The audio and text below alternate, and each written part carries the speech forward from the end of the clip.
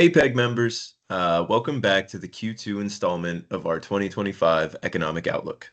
2025 has been a very eventful year for the global and national economies. We've been discussing it ongoing, the tariff talk, the government fiscal policy decisions that are changing a lot of what is being invested in. And so despite the recent instability in these areas, um, many of our sources remain optimistic due to the solid fundamentals underpinning our economy.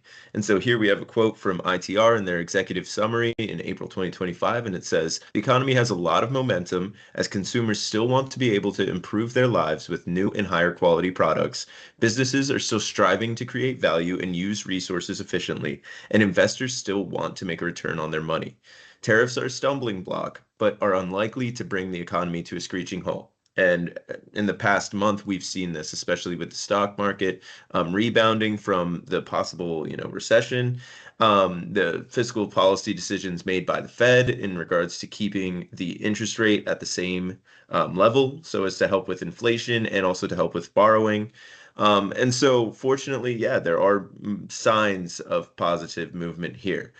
But in this area, in this first Q, second Q of 2025, there have been some setbacks, some headwinds, as they say, and we will be going through those in this report. So, despite the current uncertainty of the economy, ITR, Dodge Construction, and TM Capital all exude a slight optimism for the second half of 2025 in the recovery of the economy from this tariff shock. And like I was saying in the intro, there has been already signs of a recovery, so that is great to see. And so, though the tariffs will disrupt the supply chain, onshoring of manufacturing capabilities will strengthen the economy in the long run. So, bringing these processes back home will help with the American economy in the long run, despite the shock, the initial shock. As rental businesses specifically, this instability can work in your favor as equipment ownership is unattractive in our current economic state. Like I was saying, interest rates still being pretty high, inflation still being an issue. Like people are, and the instability in general is causing a lot of people not to be, or let's say construction companies not to want to buy pieces of equipment. Rather, it's safer to rent in this economy, in this environment. So see that as an opportunity. Take on the new challenges presented by tariffs with an entrepreneurial mindset, as you will find opportunities arising in substitutions to imports and new supply chains.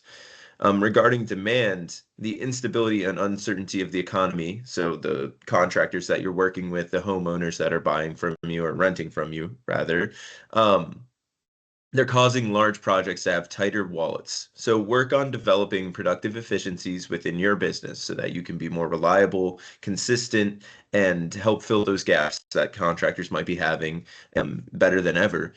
Creating a leaner business yourself, seeing where you can shave off some of the fat and reinforcing relationships with long-term customers. And here we have a quote from TM Capital.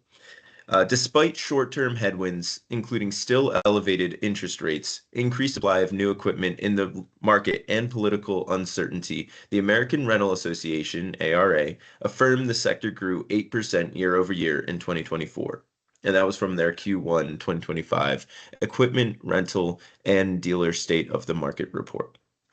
Then we have some strategic decisions, or strategic informing statements here from ITR. So one, do not let fear drive your decisions in this volatile environment. Two, prices will rise and volumes could soften. Margin squeeze is likely. Fight back with efficiency gains where possible. So obviously we're all a part of the supply chain and the prices will rise across the supply chain, going all the way from consumer to producer, right? So find ways that you can squeeze your margins. And this is especially true for distributors, dealerships. It's even more tight in those spaces compared to rental. Three, mild growth is still probable in 2025. Though the risk of stagnation or recession has increased, we continue to run analyses on the policy situation as it evolves. Prolonged uncertainty is a major risk. Fortunately, this is from their April 2025 report, and as we are getting into May now, this risk has decreased pretty significantly with tariff talks leading to better, relationships and it not being as confrontational slash trade war-y. Um, so that is looking a little bit better. For relative exposure to imports varies by industry. Supply chain pressures will increase and lead times may lengthen. So just know the supply chain is going to be out of whack. And five, approach tariff challenges with an entrepreneurial mindset. See this as a shakeup, an opportunity for better supply chain, or for a better supply chain, for growing closer to your supply chain and making those efficiencies within your business that will allow for greater margins despite increased costs. So thanks for watching. Thanks for reading. If you have any more questions, feel free to reach out to me. My email is ncrowley@peerexecutivegroups.com. And more information can be found on the website, peerexecutivegroups.com. All right. Thanks. Have a good one.